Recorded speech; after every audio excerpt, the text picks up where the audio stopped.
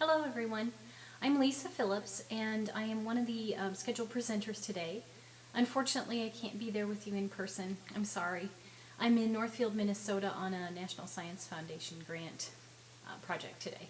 But I wanted to talk to you a little bit about what I've done with learning contracts in a couple different courses to give you some information about how the student uptake of learning contracts. So I tried two different contract types, one of which basically I dictated the terms. And I did that in an English course, in a general education course that had students ranging from second semester sophomores to seniors. And in that course, because it's a general education requirement, it's the second of two writing courses that they typically take. I thought that the learning contract would be a good way to have students let go of some of the anxiety that they feel about writing. And the learning contracts, instead of doing an A, B, C, D, F system, I did credit, fix, or no credit. So for example, if a student didn't turn something in on time, they just didn't get any credit. And they had some initial resistance. They didn't believe me initially. And then they learned. So they had an opportunity to, if they really bombed something, to fix it one time. They had 4 different projects. And students really initially resisted it.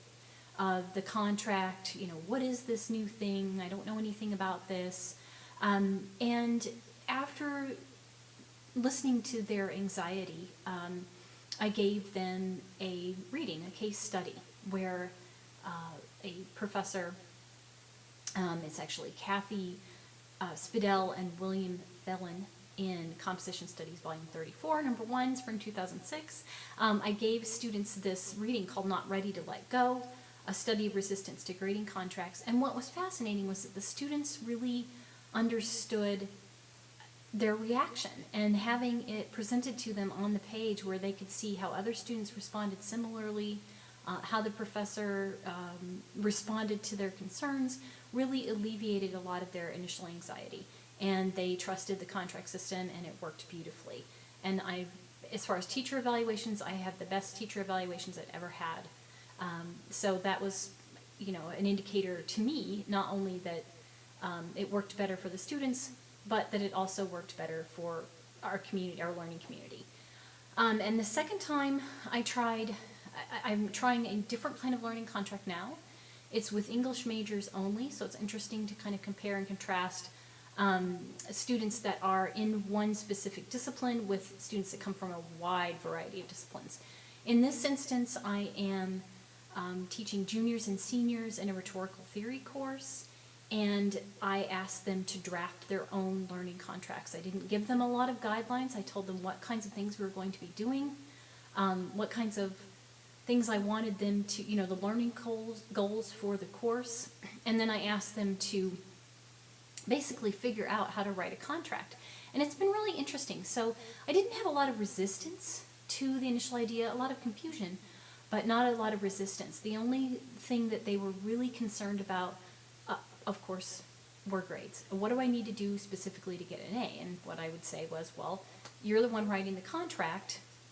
Tell me, So part of it was asking them to do that metacognitive work, and it's extremely difficult for them. By the time they're juniors and seniors, they've had almost all their classes. This is a required writing, content course for the English department, and they're really struggling with how to write a contract, what I want from it, when actually what I'm asking them is what do they want from the course. And we've gone through maybe 3 or 4 drafts of this now, and I asked them to just set it aside, and for the most part they've been doing an excellent job as far as their uptake of the course and the goals. So we'll see what happens at the end of the semester, but so far they haven't been resistant to it, and they really like the idea of being included in the process, but they aren't always sure how to include themselves in the process. And that's just something that we're kind of working through together as a group.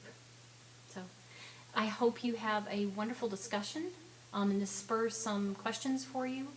And I'm sorry I can't be there, but please feel free to contact me via email. I'm here at CTLT. My email address is llphill@ilstu,